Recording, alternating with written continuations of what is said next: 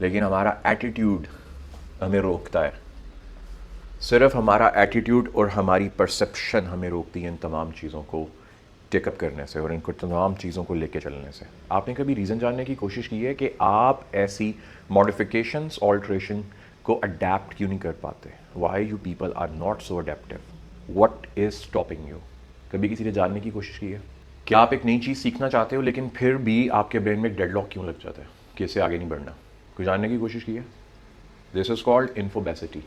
इसे क्या कहते हैं? इन्फोबेसिटी। क्या आपके पास इतनी ज़्यादा इन्फॉर्मेशन है कि आप सिर्फ वही काम करते हो जो 24 आवर के साइकिल में आप लोग कर रहे हो, उसके अलावा आप कोई नया काम करना ही नहीं चाहते हो? अगर नहीं करना चाहते हो तो ऐसा क्यों है, क्यों नहीं करना चाहते? आपको पता भी है कि आपका लॉस हो रहा है, आपको पता भी है कि आपको एप्लीकेशन नहीं आ रही किसी भी सब्जेक्ट मैटर की, आपको पता भी है आपकी कम्युनिकेशन इंप्रूव नहीं हो रही, आप लोगों को अंदाज़ा भी है इस चीज़ का कि आप लोग जो परफॉर्मेंस दे रहे हो वो एट पार नहीं है, लेकिन फिर भी ऐसी कौन सी चीज़ है जो आपको उसके ऊपर 100% utilization of all your senses वहाँ पे हो नहीं पा रहा?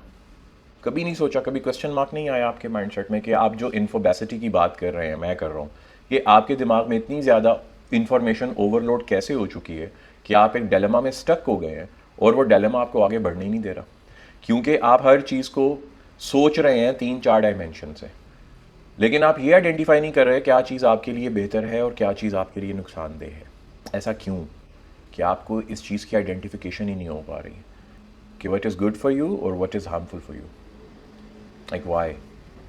कभी किसी दिन बैठिए आराम से और सोचिए कि इतनी भी क्या ऐसी आफात आपके दिमाग में आ गई कि ये तमाम चीज़ें जो हमें करना थीं और इससे हमारी प्रोफेशनल ग्रूमिंग होती, हमने अपने आप को क्यों एक डब्बे में बंद करके रख लिया? समझ रहे हैं बात को? हमारी फ्रंटियर साइकोलॉजी क्यों हमें अलाउ नहीं कर रही हमारी कॉग्निटिव्स को इम्प्रूव करने के लिए? वही मैंने आपसे अर्ज़ की ना थोड़ी देर पहले, जैसे लेक्चर में अर्ज़ कर रहा था कि कभी अकेले बैठ के कोई ऐसी नायाब चीज़ सोचने की कोशिश की है जो लोगों से ना सुनी हो, जो आइडिया आपका खुद का हो?